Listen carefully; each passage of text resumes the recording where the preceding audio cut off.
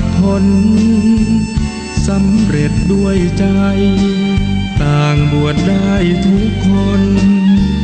ถึงภาระล้นบวชส่งผลอิ่มใจ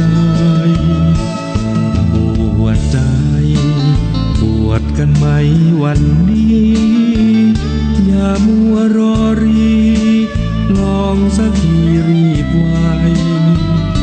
สมาธิจิตวันละนิดแจ่มใส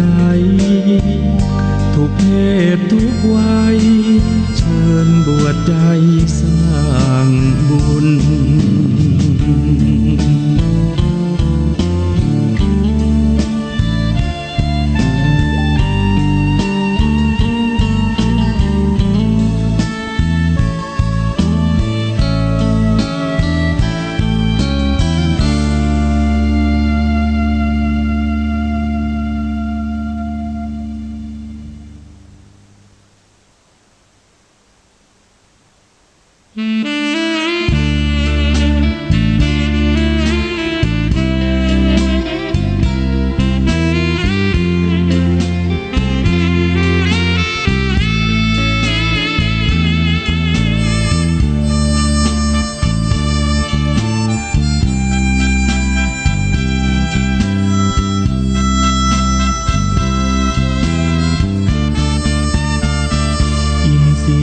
สังวรคือการสำรวมเอาไว้ตาลิ้นกายใจ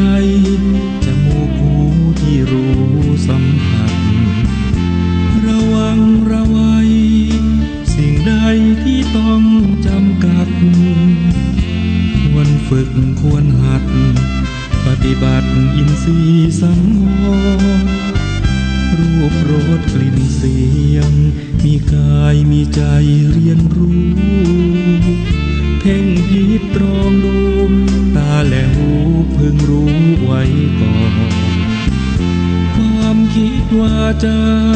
หยาบหนาเอามาพันพรปิดปากนอกก่อนแล้วจึงปิดปากในพูดมากเรื่องมากพูดน้อยก็มีเรื่องน้อยไม่พูดเพียงหน่อยก็พลอยไม่มีเรื่องใดคิดมากทุกมากคิดน้อยทุกน้อยจริงไหมร้ายดีแยกได้อย่าเอาใส่ไว้ในอารมณ์อินทรียสังวรจัดการให้มันสมบูรณ์เอาไว้เป็นทุนได้เกื้อหนุนสร้างแนวความคมกิเลสใดๆจะได้ไม่มาถล่มธรรมะชัยห่มเพียรบ่มอินทรีย์สังวร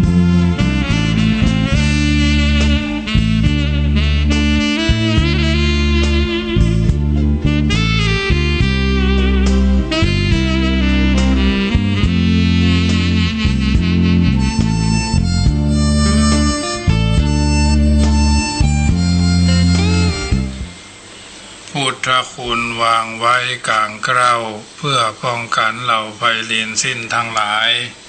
ธรรมคุณทูลวางไว้กลางใจเพื่อช่วยฮือหูทั่วถึงชั่วดีสังฆคุณทูลไว้ในชีวิตเพื่อช่วยพิษพ้นทุกข์เป็นสุขีด้วยบุญอภิวันอัญชลีสวัสดีโดยการนิรันดร์เทิน10 นิ้วกราบแนบใต้ไหว้สาปารมีธรรมในครูบาอาจารย์พระมหาเถรานุเถระท่านเจ้าคณะพระสังฆาธิการทุกรูปทุกตนขอความสุขความสวัสดีในธรรมะแห่งองค์สมเด็จพระสัมมาสัมพุทธเจ้าจงมีแก่บรรดาศรัทธาสาธุชนท่านผู้ฟังทุกท่านที่มีโอกาสเปิดเครื่องรับฟังรายการเสียงธรรมก่อนรับตาทางสถานีวิทยุเพื่อการศึกษาพระพุทธศาสนาและวัฒนธรรม FM ความถี่ 104.50 เมกะเฮิรตซ์ เป็นประจำเมื่อค่ำยามคืนของวันอาเสาร์วันอาทิตย์วันจันทร์วันพุธวันพฤหัสบดีทุ่มเช้าถึง2 ทุ่มโดยประมาณส่วนวันอังคารภาคแรงนั่น2 ทุ่มเช้าถึง4 ทุ่มโดยประมาณธรรมะภาคเจ้าเสียงธรรมรับอรุณตี 5ถึง6 โมงเช้าอย่างวันพรุ่งนี้วันจันทร์และก็วันศุกร์ตี 5โดยประมาณถึง6 โมงเช้า แล้วก็6 โมงเช้าถึง7 โมงเช้าก็มีวิทยุในที่วันเรดิโอสันกำแพงเรดิโอแม่โจ้เรดิโอ FM ละปูน 101.25 และก็วิทยุคุณยองเมืองละปูน5 คลื่นสถานีพร้อมกันจันทร์ถึงศุกร์และเฟซบุ๊กไลฟ์สดอันเป็นรายการที่ธรรมาภาพได้รับเมตตาจากดีเจเจ้าของสถานีพ่องหรือวิทยุอื่นๆที่เพิ่นเชื่อมสัญญาณอันนี้ก็เป็นการปฏิบัติหน้าที่เมื่อแมลงนี่เพิ่นมาบอกเรื่องทำ2 สถานีขึ้น 101.25 FM ละปูน106.25 คุณยองเมืองละปูนเนี่ยอันนี้ก็เพิ่นจะได้ ประสานงานแจ้งให้ทราบเกี่ยวกับการจัดรายการวิทยุเพิ่นลืมไปบอกว่า7 โมงเช้า6 โมง 50เป็นต้นไปบ่ใช่เพราะฉะนั้นเป็นรายการธรรมะล้วนๆที่ญาติโยมตั้งใจฟังกันไปเนอะอาตมาภาพจะได้อธิบายน้ำธรรมคำสอนเรื่องของแก้กรรมเมื่อญาติโยมได้ฟังเป็นลำดาไปเรื่องกรรมมุนาวัตติโลโกสัตว์โลกย่อมเป็นไปตามกรรม กรรมดีก็เป็นกุศลกรรมกรรมบดีก็เป็นอกุศลกรรมก็ถือว่าเราท่านทั้งหลายก็ตั้งใจฟังไปเนาะซึ่งแต่เจ้านี้บางหัวข้อก็ได้อู้ไปแล้วนะแก้กรรมปลีกย่อยนะธรรมวิธีที่กล่าวไปแต่เจ้าคือ Facebook ไลฟ์สดคือกลุ่มข้อธรรมลักๆเป็นลักมาตรฐานเป็นสายตรงมากไปกว่านั้นขอท่านทั้งหลายพยายามควบคุมส่วนต่างๆของร่างกายคือเป็นไปตามมันธรรมที่เหมาะสมควรจะเป็นก็คือข้อธรรมแก้กรรมทางกายคือปรับแก้กรรมทางกายด้วยกรรมด้วยธรรมเสร็จด้วยธรรมทรัพย์7 ประการ1. ศรัทธาทนังทรัพย์คือศรัทธา 2. ศีลทนังทรัพย์คือศีล 3. หิริทนังทรัพย์คือหิริความละอายโอตตัปปะทนังทรัพย์คือโอตตัปปะความเกรงกลัวสุตตะทนังทรัพย์คือสุตตะฟังจาคะทนังทรัพย์คือการบริจาคปัญญาทนังทรัพย์คือตัวปัญญาพยายามส่งเสริมส่วนดีทางกายด้วยธรรม7 ประการข้อนี้เสริมอย่างใดล่ะท่านผู้สงสัยถามมาตามภาษาคนอยากรู้ใกล้ๆกับสอดนะเสริมเข้าไปอย่างนั่นแหละจักแนบจักเข้าใจก็แค่ง่ายๆสบายพยายามสร้างศรัทธาในสิ่งดีๆอันไหนเขาว่าดีสังคมส่วนรวมคนส่วนมากเขานิยมชมชอบก็เชื่อพ่องเขาบอกคือกราบพ่อกราบแม่แล้วดีก็ไปทำเหียตั้งแต่วันนี้หรือทำมาแล้วเชื่อเตอะภายทำแล้วก็เป็นการยืนยันเสียงเดียวกันว่าแจ๋วจริงๆไม่ใช่แจ๋วใจร้ายนะรักษาศีลชนิดเอาชีวิตเป็นเดิมพันอย่ารักษาแบบบิดพริ้วพระไปแล้วศีลไปด้วยสมาทานศีลงานไหนพอพระกลับวัดศีลก็ปิกไปโดยพระขาดแล้วจะเป็นไรขาดแล้วก็ไปก็รับใหม่นะศีลรับง่ายจะตายข้อ 5เพียงข้อดื่มสุราเป็นระยะเท่านั้นเองไม่เห็นจะยากเนาะเจริญ ละท่านเอ๋ยก็รักษาศีลซะอย่างนี้สิชะตาชีวิตจึงได้เจริญลง ประการที่สามมีหิริความละอายชั่วกลัวบาปขอบอกแก่บอกกล่าวแก่ขอคือบอกกล่าวสอนตนเองเสมอเมื่อคิดจะทำความชั่วว่ากำแพงมีหูประตูมีตาคนบาหันผีหันแม้นผีบาหันคนเฮาก็ย่อมรู้อยู่แก่ใจคิดที่ดีทำชั่ววันนี้วันหน้าน้ำตานองหัวเราะกากใหญ่เพราะความชั่วในวันนี้ก็คือความบดีบงามในวันหน้าต้องเสียใจอย่างมากเพราะฉะนั้นสิ่งเหล่านี้ถือว่าเป็นสุขชั่วในวันนี้เท่านั้นวันหน้าจะต้องทุกข์แสนสาหัสที่เราจะต้องระทมตรมตองเป็นลำนับอยู่แล้วฉะนั้นถือว่าวันหน้าจะต้องทุกข์แสนสาหัสร่ำรวยเพราะอย่าอยู่ได้สักกี่วันบ่เชื่อว่าผลชั่วโน้นเขาตัดสินประการต่อมามีโอตตัปปะเกรงกลัวต่อผลกรรมเรื่องนี้ยากมากเพราะการฮื้อผลของกรรมไปอยู่ในลักษณะปุ๊บปั๊บทำแล้วรับเลยแต่การที่ผลของกรรมอยู่ในลักษณะค่อยเป็นค่อยไปเพราะนั่นคือความยุติธรรมของกรรมซึ่งต้องผ่านการกลั่นกรองอย่างดี มันใจตัดสินทันทีทันใดก่อนหน้าคิดหากบังเอิญทำชั่วแล้วคนชั่วได้รับผลชั่วในวันในทันทีบ่มีไผไหนกล้าทำชั่วเพราะกรรมเองก็อยากจะให้คนทำชั่วนี่แหละจึงปิดบังผลไว้ให้ได้ลุ้นช่วงจังหวะที่รอลุ้นว่าจะออกหัวข้อก้อยนี่แหละเป็นจังหวะให้ภัยหลายคนรู้สึกสนุกไปกับการทำชั่วทำไงจะได้แล้วไงผลสุดท้ายประกาศผลออกมาคอตกน้ำตาร่วงเข่าอ่อนแขนขาหมดเรี่ยวแรงปลิดชีวิตยอมแพ้ต่อผลของกรรมชั่วเอาอยากเป็นคนเช่นนั้นหรือประการต่อมาพยายามฟังให้มากสุตตะทนังเขาบอกกล่าวอันอย่างมาพยายามฟังให้ดีก่อนฟังให้มากคิดให้มากอย่าฟังน้อยการฟังน้อยจะทำให้คนคิดน้อยไปโดยการคิดน้อยจะทำให้เราโง่ไม่ทันคนตามใครเขาไม่ทันพยายามบริจาคจาคะทนังทรัพย์สินเงินทองที่มีออกเป็นทานหากไปกว่านั้นควรต้องบริจาคเสียสละอารมณ์ชั่วร้ายให้นักหากทำได้อย่างนี้เขาเรียกว่าบุญก็ทำกรรมดีก็สร้างทางชีวิตก็สว่างไสวแน่นอนเบื้องต้นอาจจะมีผู้แนะต่อไปก็ทำด้วยตัวของเราเองพยายามสร้างปัญญาให้ตนเองปัญญาจะได้แง่คิดและแนวทางทุกอย่างอย่างเปิดเกรงใจอันนี้ถือว่าญาติโยมสาธุชนท่านผู้ฟังทั้งหลาย จำเป็นจะต้องทำใจถูกต้องท่องแท้ในฐานะที่ท่านทั้งหลายเป็นพุทธบุตรผลพุทธศาสนิกชนพุทธ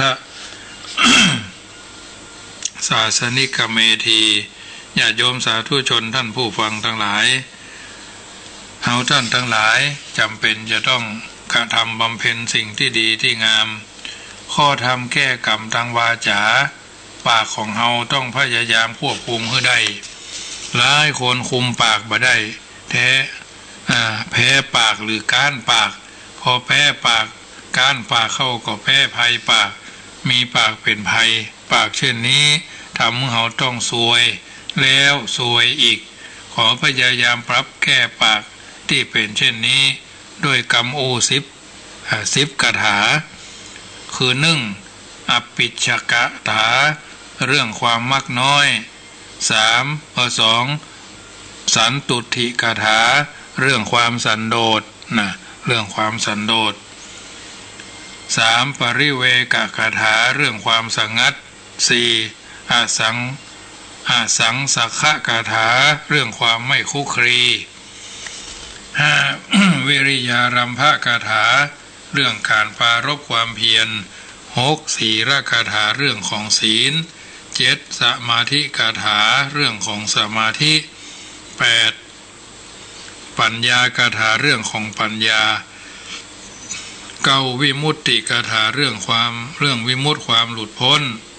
วิมุตติญาณทัสสนคาถาความรู้เรื่องความหันในวิมุตติคิดจะแก้กรรมทางปากก็ใส่ใจเรื่องเกี่ยวกับการ10อย่างนี้หือนักแล้วปากจะดีหลายคนซวยเพราะปากหาอยู่หากินทำมายังบ่ขึ้นหน้าที่การงานบ่เจริญก็เพราะปากที่เขาใช้กินใช้ขืนใช้กรรมใช้นี่แหละต้องยอมรับว่านี่คือความจริงเป็นอย่างนี้จริงๆจักมาจะทำไมล่ะก็เพราะว่าปากไปแต่เรื่องที่เสียหายบ่มีก็ไปแปลงใส่บ่ใหญ่ก็ไปแปลงเอาบ่ดีไร้ประโยชน์และก่อให้เกิดโทษแก่ตนเองและคนอื่นท่านทั้งหลายเคยได้ยินไผ่สอนให้ระวังเรื่องปากมาก่อนหรือยังหากยังขอให้ฟังทางนี้และก็ฟังทางนี้คนเฒ่าคนแก่โบราณท่านบอกกล่าวสอนเตือนผู้ฟังทั้งหลายหรือผู้น้อยทั้งหลายเสมอมาด้วยหวังดีว่าคนเฮาจะจะจาอันยังให้ระวังให้นักเพราะเฮาอันยังแล้วมักจะเป็นไปตามนั้นคำหยาบเป็นประจำเฮาก็จะกลายเป็นคนหยาบด่าเขาเป็นประจำเฮาก็จะโดนเขาด่าเป็นประจำนินทาเพิ่นนินทาตุนินทาพระนินทาพ่อนินทาแม่นินทาเจ้านายนินทาผู้บังคับบัญชานินทาผู้บริหารราชการราชกิจนินทาว่าร้ายใส่ร้ายป้ายมึกป้ายสีคนอื่นเป็นประจำเพราะฉะนั้นน้อยยาวเหลือปากกาเขาก็จะถูกนินทาว่าให้ใส่ให้เหมือนกันนั่นแหละเพิ่นเรื่องว่าช่างกึ่งพึ่งช่างชักนะช่างสลักพึ่งช่างเขียนนะใส่ไล่ป้ายสีเป็นประจำกำมั่นสนองกำมุมเบอร์แรงเนาะท่านทั้งหลายลองไปสังเกตดูเถอะว่าคนเพิ่นฮ้อว่าอีอ้วนที่มันด่าว่านิทาเราทุกวันน่ะชีวิตมันเป็นอย่างไรจะเป็นอย่างไรสามีก็เลิกทนปากมันไม่ไหวนะลูกก็ไม่เรียนไม่จบลูกอายุยังไม่เท่าไหร่ก็มีผัวมีลูกไปเสียแล้วนะเห็นไหมชัดเจนไหมพูดอะไรออกไปแล้วนี่เอาเป็นว่าสรุปแล้วกันหากแก้กรรมจากวาจาให้ได้ถึงมดถึงเสี่ยงเนี่ยก็จงพยายามในลักษณะของกรรม10อย่างที่กล่าววางแสดงไว้แล้วญาติโยมสาธุชนบ่ต้องอย่างอื่นบ่ต้องไปหื้อปากไปสนใจเรื่องอื่นเชื่อเถอะแบบนี้เทวดาอยู่ที่ปากอินพรหมยมยักษ์ก็อยู่ที่ปากผีสางนางไม้ก็อยู่ที่ปากอันยังก็เป็นไปเพราะปากจะประเสริฐเลิศอลังการก็ตอนนี้แหละข้อธรรมในแก้อันตะกี้วาจาต่อไปข้อธรรมแก้เรื่องใจใจบดีก็คือใจเป็นที่มาของความชั่วถึงมดถึงมวลใจเสียเพียงอย่างเดียวอย่างอื่นพานเสียไปโดยท่านที่หู้ว่าใจเริ่มจะเน่าเสียขอพยายามปรับแก้ด้วยการระลึกถึงเรื่องถึง10เรื่องเหล่านี้คือ1พุทธานุสติระลึกพระพุทธเจ้าธรรมานุสติระลึกถึงพระธรรมเจ้าสังฆานุสติระลึกนึกถึงพระสังฆเจ้าศีลานุสตินึกถึงเรื่องศีลข้อกำหนดประพฤติปฏิบัติจาคานุสติเรื่องการนึกถึงการบริจาคทานตั้งแต่1 สลึงไปเป็นต้นจนกระทั่งถึงสูงสุดเท่าที่เรามีความพร้อม6เทวตานุสติระลึกถึงเทวดาประจำวันเกิดประจำเดือนเกิดประจำปีเกิดประจำหอเฮือนเดือนดาวรถลายานพาหนะร้านหลวงที่ค้าที่ขายถือว่าเทวตานุสติระลึกถึงเทวดามรณานุสติระลึกนึกถึงความตายกายคตาสติระลึกถึงกายเฮาเป็นจะได้สมบูรณ์ขาดตกบกพร่องเป็นโรคเบียดเบียนตัดแข้งตัดขาเสริมหันเสริมนี่เจาะพานี่อานาปานสติระลึกถึงลมหายใจเข้าออกหายใจเข้าก็รู้หายใจออกก็รู้100 หนพันหนหูได้ทุกเวลา และก็อุปสัมมานุสติระลึกถึงความสงบคือพระนิพพานสงบเย็นสงบเย็นสงบเย็นไปเรื่อยๆหากใจท่านคิดแต่เรื่องอย่างนี้ท่านจะแก้กรรมได้ทุกกรรมญาติโยมหากแก้กรรมตั้งใจได้ผลตามที่ต้องการก็จงพยายามอย่าเอาใจไปกึดอิจฉาริษยาคนนั่นคนนี้เปิ่นไปโดยกันก็ว่าเปิ่นเป็นกู้กันกิ๊กกันมายังกันเปิ่นมาได้ไปโดยกันเปิ่นอู้โทรศัพท์หันที่นี่ตุละปะพังก็ว่าเปิ่นมีหันมีนี่สาวคนนั้นบ่าวคนนี้หนุ่มคนนั้นแม่หญิงคนนี้อุบาสกอุบาสิกาส่วนมากก็จะมองคนในแง่ดีสามัคคีจะยั่งยืนชีวิตจะราบรื่นเพราะมีพื้นการศึกษาดีบางคนงามนอกไม่งามในบางคนงามในแต่ไม่งามนอกบางคนนอกก็บางงามในก็บางงามลุลังพังเซไปหมดเพราะไม่เอาความดีใส่ตัวจิตใจอย่าไปกึดโลภโมโทสันเกินเหินเหตุเกินจริงอย่างคนมีกิเลสก็บอกว่าโลภบ้างเล็กๆน้อยๆเอาเพียงพออยู่พอกินไม่ให้ต้องอับอายขายหน้าคนอื่นเขาอย่าไปอะไรมากมายไม่ต้องถึง100 ล้านพันล้านหรอก1 ชีวิตจะใช้เงินเพื่อเลี้ยงกายให้เป็นสุขพอสมควรแก่อาการได้เท่าที่ควรเอาใจมาตรึกตรองในเรื่องนี้10 เรื่องเหล่านี้ชีวิตเอาท่านทั้งหลายก็จะดีมากที่สุดเรื่อยๆเท่านี้แหละพอแล้วเอาเตอะญาติโยมทำได้ตามนัยยะนี้จริงๆว่ากรรมนั้นจะร้ายแรงอย่างใดชั่วช้าขนาดไหนกรรมเหล่านั้นก็จะโดนตัดรากถอนโคนแน่นอนไม่ได้โม้เป็นไปได้จริงเสนอให้ญาติโยมสาธุชนได้ยินได้ฟังเนอะโมทนากับโยมแม่เรนูก้อนแก้วโทรเข้ามาแล้วสายที่1ข้อกรรมที่อาตมาภาพว่าแค่แก้กรรมทางกายแก้กรรมทางวาจาแก้กรรมทางจิตใจรายละเอียดก็ฟังไปกันเรื่อยๆช่วงนี้เรื่องของกรรมญาติโยมกรรมมุนาวัตติโลโกกรรมดีเป็นกุศลกรรมกรรมชั่วเป็นอกุศลกรรมเฟซบุ๊กไลฟ์สด 104.50 วันพรุ่งนี้เจ้าตี 5 ถึง 6 โมงก็ฟังแถมเนื้อญาติโยมค่ำคืนนี้ก็แล้วป๊อปแป๊บเวลาเหลือแถมสัก10 กว่านาทีก่อนอื่นก็ขอประชาสัมพันธ์เนาะแล้วเพื่อจะได้เปิดสายแล้วก็จะได้ล่ำลาญาติโยมเนาะวัดจังกามอาตมาภาพพระมหาประสิทธมาพินันโทจะได้นำปาญาติโยมเชิญชวนเป็นเจ้าภาพเทียนพรรษาชุดหลอดไฟฟ้าชุดผ้าอาบน้ำฝนมีกำหนดจะเดินทางวันที่21 เดือนมิถุนาเดือนหน้าไปในทำบุญถวายวัดในถิ่นธุรกันดารแถววัดกุงจังหวัดน่านเป็นจุดที่1อำเภ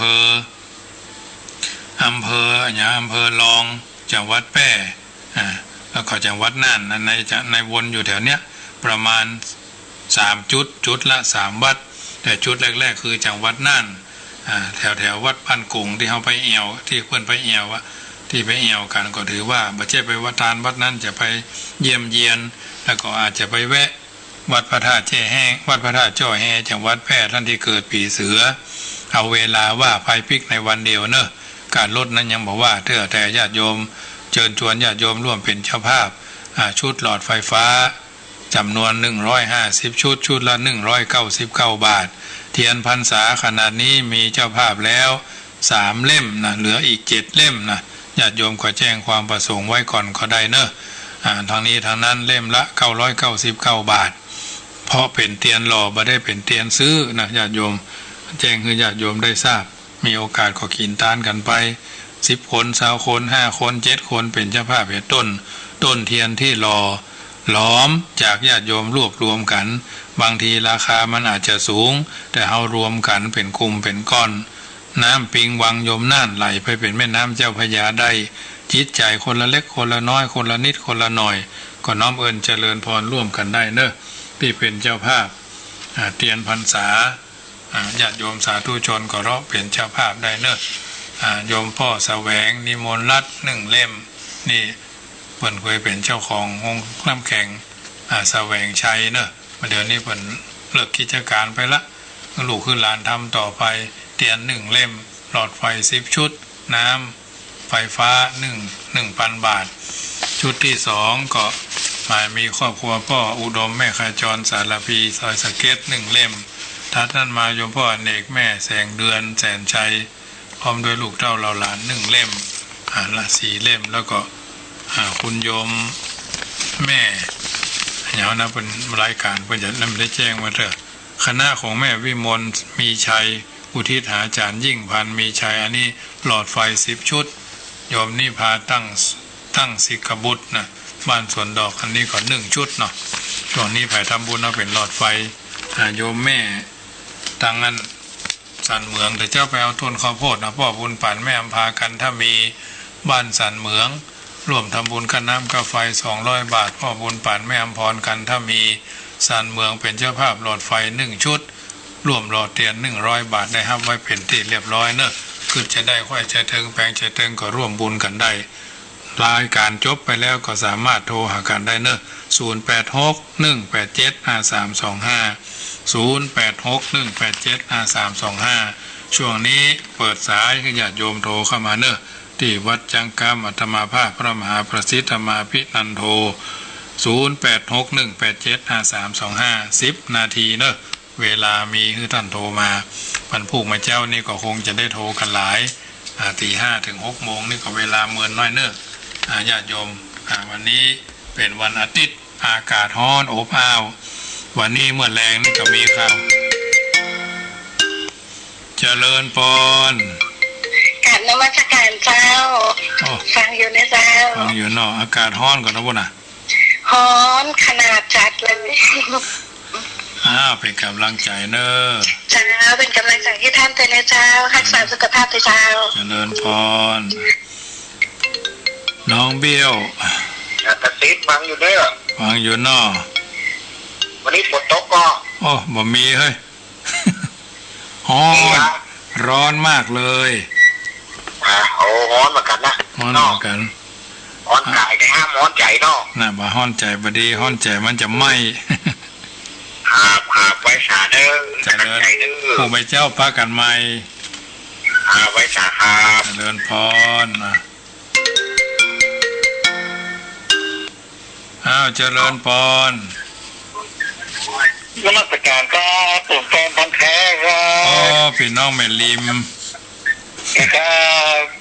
ฟังม่วนดีกันน่าเลยเนาะฟังอยู่ประจำเนาะฟังประจำนะครับฟังนี่ตลอดเลยครับเนาะผู้ไปเจ้าก็ฟังแหมเนาะเป็นกำลังใจให้พ่อกันน่าเลยครับโมทนาเนอนี่กำลังใจท่านนะครับโมทนาพ่อแม่ริมนะแฟนพันธ์แท้1419พ่อเจ้าแม่ทองใบตะกี้ก็โทรมาเนาะพยายามติดต่อคนละเล็กคนละน้อย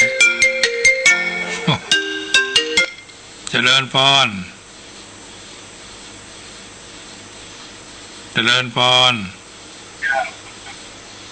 โทรเข้ามาใหม่0861875325แฟนพันธ์แท้แม่ริมเนาะ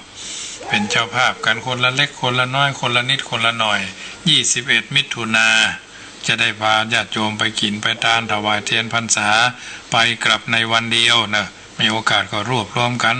คนละเล็กคนละน้อยอาตมาภาพก็เป็นสะพานบุญให้ญาติโยม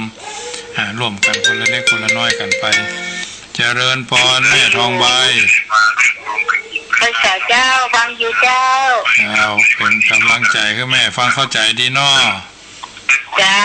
ฟังเข้าใจดีปลุกเกี่ยวในรังแท้เนาะเจ้าตี 5 ถึง 6 โมงนี่เวลาเมินหน่อยเป็นกำลังใจให้เจ้าเจริญพรแม่โยมแม่ทองใบบ่อสร้างอันนี้เพิ่นก็เป็นเจ้าภาพหลอดไฟ1 ชุดน้ำไฟ100 บาทอาหารน้องควาย100 บาทเพิ่นโอนสตางค์มาคือวันนั้นแล้วก็ได้รับไว้เป็นที่เรียบร้อยเพราะฉะนั้นรวบรวมกันคนละเล็กคนละน้อยคนละนิดคนละหน่อย1ศรัทธาของท่านช่วยวัดช่วยวาได้สิ่งละอันพละน้อยนี่ถือว่าเพิ่นว่าบางทีบางครั้งทำบุญภาษาตลกที่เพิ่นว่ากันในการทำบุญเพิ่นว่าแบงค์มนไปเมืองนอกแบงค์ม่วงไปห้างแบงค์แดงไปกาดนัดเขียวฟ้าชัดๆเข้าวัดเข้าวาอีนะ แบงค์หม่นไปเมืองนอกแบงค์หม่นก็คงเข้าใจเนาะแบงค์ม่วงไปห้างแบงค์แดงไปกาดนัดแบงค์เขียวฟ้าชัดเข้าวัดเข้าวาจริงแค่ไหนญาติโยมสาธุชนเจริญพรเอาแต่ใต้ไวสาท่านพระคุณเจ้าครับ วันนี้ขอไวสาในบารมีธรรมท่านเจ้านะครับที่ได้อาหารใจวันนี้อริยทรัพย์ทั้งเจ็ดมันสดับสติปัญญานะครับขอแต่ใต้ไวสาครับครับโมทนาโดยครับผมยังเนื้อสลับดีนะครับครับผมพี่น้องพี่นันสารพีอันนี้ก็ฟังตลอดพี่น้องที่เคยบวชเป็นตู้เป็นผ้านี่ก็เข้าใจดีนึ่งเสียงนึ่งสายนึ่งศรัทธาโยมแม่ครูเหรียญทองก็ว่าฟังอยู่เน้อบ้านแม่จันเพนคำโพธาโยมแม่บัวพัดเวียงกุมกามก็ฟังอยู่เน้อบ้านจะร่วมกันคนละเล็กคนละน้อยกันว่ากันไปสิ่งต่างๆเหล่านี้เราถือว่าเราช่วยกันในการที่จะสร้างสรรค์กิจการงานส่วนใดส่วนหนึ่งถ้าเราช่วยกันเราก็ได้สิ่งที่ดีที่งามเราไปช่วยกันมันก็ดูขาดเกินวันนี้จะมาพาไปฮับต้นข้าวโพดที่โยมแม่อำพรกันถ้ามีปุ้นบ้านสันเมืองเวียงหนองล่องเปิ่นถวายต้นข้าวโพดมาลำรถปิกอัพใหญ่นะมีหัวมีหาวตัวพร้อมทั้งข้าวสาลีก็เลยเอาไปหอมงานศพเนอะเอาไปงานหอมศพงานข่าวดาวคือแบ่งปันเนาะประมาณกระสอบเต็มมาญาติโยมเอาไปหอมกับเพื่อนเลี้ยงกันเลี้ยงดูผู้เสือว่าเขาฉันบัตันเจริญพรพระเจ้าตั้งใดเอ่ยสิเกเจ้าฟังประจำน้อฟังประจำแดกว่าใช่ว่ารู้ว่าจุดได้วันนี้เดี๋ยวกำลังเจ้าได้วันเนี้ย0861875325บ้านอะไรอย่างนะแม่บ้านห้วยบอลเนี่ยบ้านห้วยบอลฟังประจำอยู่เนาะฟังประจำโยมแม่ก็อยากไปทำบุญใช่มันว่าสบายแต่หนอสุขภาพว่าให้ดีกำลังไปผ่าตัดมา4-5 วันเนี่ยคือปันหอมปันหายนะแม่เนื้อวันผู้ไปเจ้าก็ฟังแถมเนาะฟังเจ้าได้เย็นละว่าโยมแม่ขอฝากความคิดถึงไว้หาแม่เรนูคนเที่ยวโดยเพราะว่าเคยได้ไปปฏิบัติธรรมวัดพระครูไก่ด้วยกันเนี่ยแม่ยังก็เนี่ยแม่บุญเทียนน่ะบุญเทียนเนาะเจ้าบุญเทียนบุญเทียน